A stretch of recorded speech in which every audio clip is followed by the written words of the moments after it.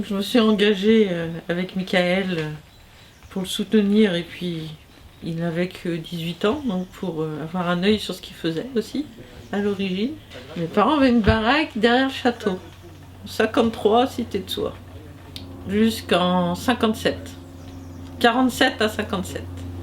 Moi en fait, j'entendais tout, j'ai pas vécu ici mais j'entendais tout le temps parler de Soie, parce que mes parents et mes frères et sœurs en parlaient de choses qui s'étaient passées à Soie et des fois ils rigolaient, puis ils avaient des amis qui venaient et ils rigolaient en se rappelant des choses de Soie qu'ils avaient vécues. Alors moi je disais bah mince, alors ça avait l'air d'être bien ça, moi j'ai rien connu de tout ça, zut alors. Et puis après bah, quand je suis revenue sur Lorient, Michael venait au centre aéré au PLL à l'Orangerie. Et il posait plein de questions sur le château, et pourquoi c'est comme ça, et pourquoi c'est en ruine, et pourquoi il y a une bâche qui fait du bruit comme ça. Et puis alors je lui disais, bah, demande à papy, parce que papy va t'expliquer. À quel moment c'est plausible quand on a 6 ans, vécu en baraque ici, quelle baraque, qu'est-ce que c'est, de quoi ça parle? On m'explique qu'après-guerre, ils ont été sinistrés, qu'ils n'avaient plus de logement parce que la ville avait été détruite. Ça faisait beaucoup d'informations, et qu'ils ont vécu ici en attendant que la ville se reconstruise. On va chercher une photo, on va chercher des choses, puis on va t'expliquer. Et là je me suis dit, c'est pas possible, il faut faire quelque chose, cette histoire de baraque, elle va disparaître. Alors après on a quand même plus ou moins pas réussi, parce que sinon on n'aurait pas la catastrophe derrière. On a quand même remis un mot sur une architecture, on a quand même remis, je dis on parce que c'est l'assaut, c'est d'autres rencontres, c'est toi derrière la caméra, c'est plein de monde, c'est les bénévoles, on a réussi à remettre en route quelque chose autour de ces baraques qui s'est quand même multiplié. On n'était pas les seuls, mais on a été les premiers à se poser des vraies questions de conservation, de patrimoine, d'au-delà du souvenir, de la mémoire. On était vraiment les premiers à se poser la question de l'histoire, je crois. Un jour, on nous a écrit, on nous a dit voilà, on a une baraque, on va la démolir, est-ce que vous la voulez? On est en 2005, on a des élus qui viennent pour inaugurer une plaque, on en profite, et puis là je dis bon bah écoutez, on nous donne une baraque, si on s'en occupe, est-ce que vous nous laissez un bout de terrain? Et contre toute attente, la réponse a été oui. Et on s'est débrouillé, donc on a mis une baraque, c'était pas du tout prévu. Condition résolutoire qui annule tout au cas où on n'ait pas pu, et qu'il y ait une catastrophe et qu'on n'ait pas pu l'enlever avant le 1er septembre. Rassurez-vous, elle sera plus là avant. Et donc c'est stipulé qu'on n'a absolument aucun, on prend dans l'état et qu'on n'a aucun recours contre vous, de toute façon on n'a aucune envie. Hein. C'est écrit. Non, c'est écrit, on va avoir recours. Voilà. Au moins vous aurez un peu plus de soleil. Ah bah il y a toujours. Hein. Bon, derrière peut-être là, mais Ouais. derrière. Et si vous avez vu le film, il y a dessus aussi. Ah, j'ai pas vu le film. Alors ici, c'est disons la salle à manger, quoi. La pièce la plus grande.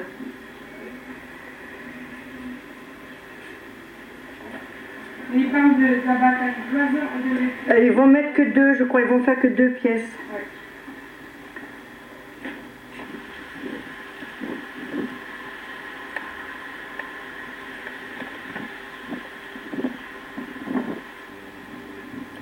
C'est le chantier.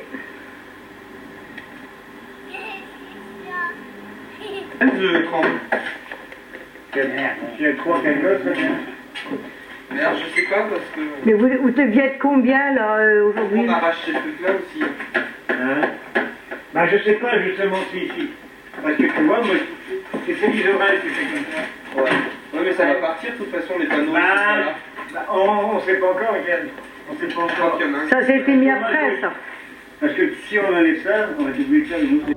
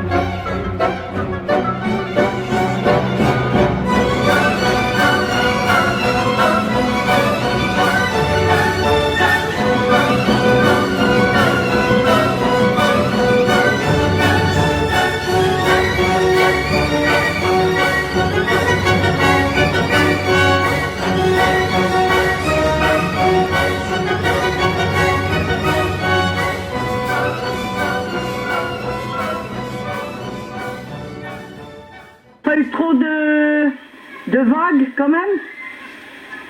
Non, non, ça va, j'ai pas mal rattrapé. Ah ouais. Ouais, ça rattrape bien quand même, ça.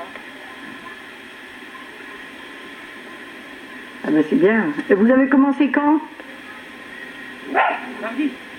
Ah ben en effet. Voilà. Pas mardi, mercredi, jeudi. Que 2 jours pour faire tout ça? Ouais. Eh ben. Bien. Voilà. Première fumée de la baraque. Tu veux ça? Ouais. Oh là, regarde comme c'est bien. Regarde ça. Oh là. Au poil. Oh. Ben, ça fait 19 ans que je suis dans l'association. Je suis venu parce que j'y ai habité. Je suis arrivé en 47, en juillet de 47. Bon, J'ai parti en 64. en 64. Je suis resté jusqu'en 64. Puis on a construit les baraques. Et voilà. Michael, déjà, qui est très gentil, qui nous a demandé un coup de main pour les baraques, et puis ça nous a plu, et puis on y est resté. Puis on aime beaucoup, on l'aime beaucoup, et donc quand il a besoin de nous, ben, tout de suite, on dit oui, quoi.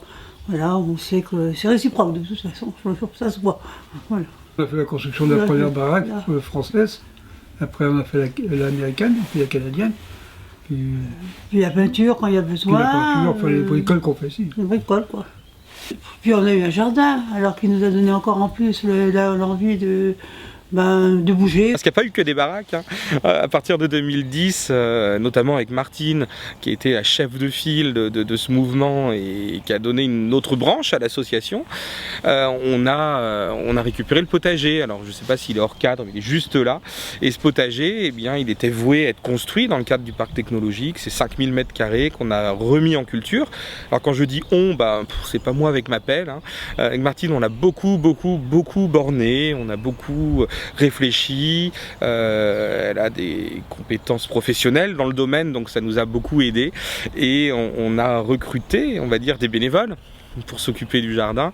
Et quoi de mieux si on voulait que le jardin renaisse, qu'il soit utile. Donc on a souhaité tout de suite qu'il y ait des jardiniers qui jardinent pour eux. Mais cette action individuelle dans ce potager, elle fait une action collective, puisque le potager, il existe, il est là, il est entretenu. Il a fait. Il semblerait que dans les environs autour du château de Pierromont, un paysan en 1740 cultivait déjà ce fameux chou de Milan, qui est tout simplement un chou qui est à mi-chemin entre le chou frisé et le chou lisse, et qui est devenu ce chou qui pousse dans une terre. Donc pour faire un bon bouillon, il faut mettre des patates, et puis il faut mettre aussi du chou. D'ailleurs, est-ce que certains ont connu André Hélin? Vous vous rappelez d'André Hélin? Un homme extraordinaire, vieux lorientais, peintre, que j'ai entendu parler avec des émotions dans la voix de ce qu'avait été son vieux Lorient un jour. Il m'a dit ce jour-là, je vais te dire quelque chose. On était du côté de Cariado, on avait fait une balade cantée, il me dit, tu vois, je pense que si les Allemands sont venus occuper la France, c'est parce que depuis qu'en 1932, Hitler avait interdit toute importation de légumes français, Ils sont venus occuper la France parce qu'ils voulaient récupérer les champs à choux qui leur servaient à faire la choucroute. C'est vrai ou c'est pas vrai, Pierre? C'est vrai ou c'est pas vrai? Les Allemands adoraient la choucroute faite avec du chou de l'Orient. Voilà. On peut donc penser qu'une des raisons pour lesquelles les Allemands sont arrivés le 21 juin jusqu'au château de Soie, c'était pour effectivement, il y en a qui disent mais non, pourquoi ils se sont installés là? Pourquoi ils se sont installés là? Il y en a qui disent c'est pour vérifier comment la navigation dans la rade, tout ça, ils voyaient tout. Non, c'est pour surveiller les champs de choux, bien sûr. D'ailleurs, on cherche aujourd'hui pourquoi il y a des souterrains. Vous avez vu les souterrains? Il y a des camions qui rentrent dedans. Des camions pour faire quoi? Pour aller charger les choux, pour les envoyer à Hitler. C'est ça la raison. C'est l'unique raison, il n'y en a pas d'autre. Voilà. Quand Michael est venu avec le projet du jardin, c'était, on s'est dit bah pourquoi pas quoi.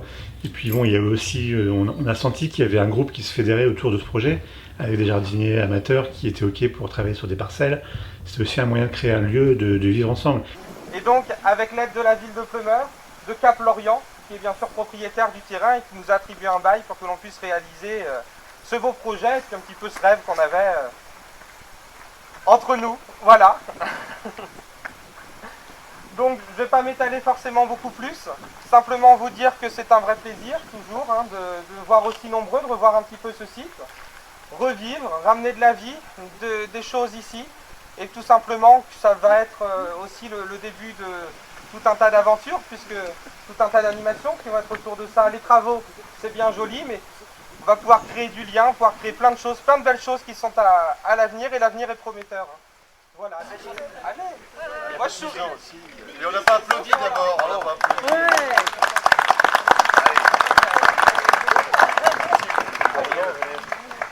Et on va vous donner les ciseaux. Les ciseaux. Voilà. C'est moi qui coupe alors. Attends, plus rien. C'est bon. Bravo.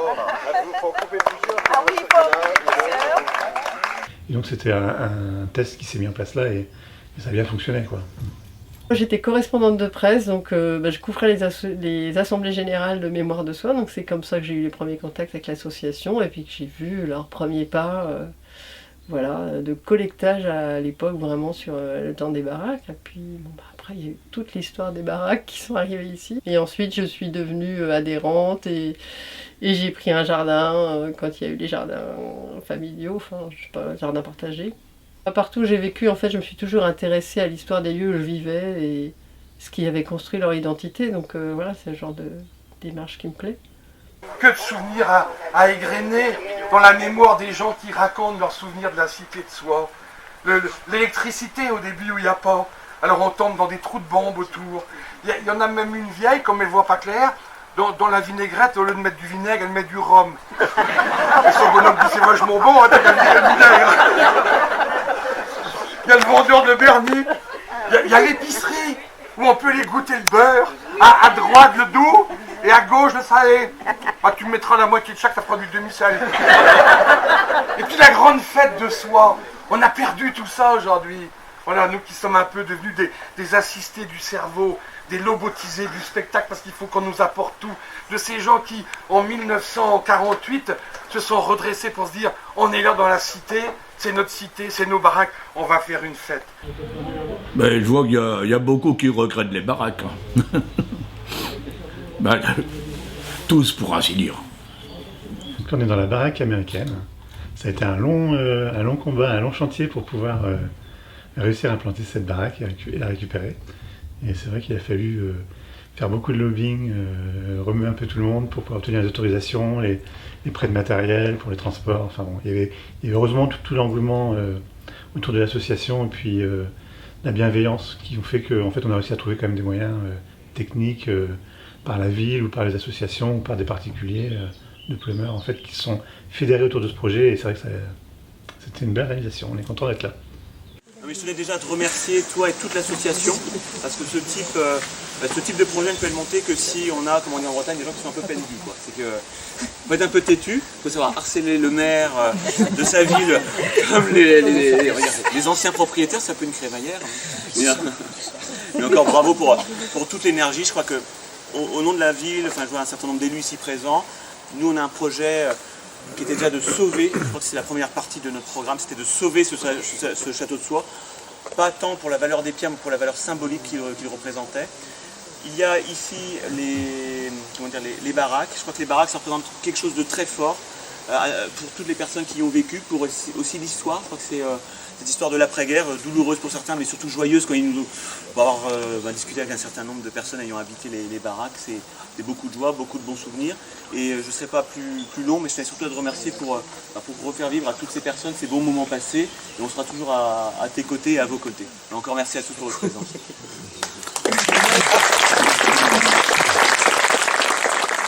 Déconstruire des maisons pour les remettre en place ici, voilà, il faut beaucoup de bras, beaucoup de volonté, beaucoup d'organisation. Quand Michael arrivait et proposait quelque chose, il avait un nouveau projet en disant tiens, j'ai repéré une baraque, on pourrait l'implanter. Oh là là, tout le monde disait oh c'est pas vrai, qu'est-ce qu'il y a encore que nouvelle idée quoi. C'était ça quoi. Et c'est vrai qu'en fait Michael est quelqu'un qui a secoué un peu tout le monde, qui a remué un peu ciel et terre, et puis qui a pu trouver des relais sur Lorient, sur Pleumeur, pour pouvoir accompagner dans ses projets quoi. Et effectivement, quand on voit le résultat, on ne peut que le féliciter quoi. J'aime bien les arbres et j'aime bien les racines. Donc voilà, ici il y a plein d'éléments pour me plaire. Hein. Les gens, le cadre, l'histoire, faire ensemble, partager, passer des bons moments. Toute ma jeunesse ici. J'avais 4 ans quand je suis arrivé à Soie. J'en avais 22 quand je suis parti. Je me suis plutôt occupé de la distraction. Les couscous, les galettes, la camaraderie, tout ça, la bonne entente qu'il y avait, on la retrouve encore. En fait, j'ai eu un coup de cœur vraiment pour cette association, quoi. Alors, sans vraiment en être membre, parce que en fait, c'était à la base le fait que des personnes se retrouvent par rapport à un passé commun, par rapport à une histoire commune, par rapport. C'est pas comme une association où des personnes se mettent ensemble pour faire du sport, se mettent ensemble pour faire de la peinture. Là, c'est autre chose qui lie les gens. C'est vraiment une histoire, c'est un vécu, c'est de parents, de grands-parents, et du coup, ça renforce quoi. Et on sentait, moi, chaque fois que je venais dans les réunions de l'association, que ce soit les repas, les vœux ou diverses manifestations, on sentait que les gens, il y avait quelque chose entre eux qui était vraiment, c'est de l'amitié, c'est fraternel, c'était vraiment, on sentait qu'il y avait une famille quoi. Mon attachement à Mémoire de Soie est né au départ de mon père et de mes grands-parents, qui, une fois rentrés de Tunisie, sont venus habiter à Soie dans les baraques. Moi, j'ai toujours entendu parler mon père et mes grands-parents comme Soie un lieu où tout est possible. En fait, ils avaient recréé une micro-société, un groupe où tout le monde s'entraidait, malgré la difficulté de la vie, avec beaucoup de rire et beaucoup de solidarité. Les 3 baraques qui sont à Soie maintenant, on a cette chance inimaginable qu'elles soient passées par la protection monument historique, enfin, c'est fou quoi. Ça aussi c'est un hommage, c'est pas à moi, je me regarde pas dans le miroir en me disant waouh, on l'a fait. Il y a tous les gens qui ont vécu là-dedans, qu'on a pu traiter comme des moins que rien, ils ont vécu dans ce qui est maintenant techniquement des monuments historiques. Comment on continue à transmettre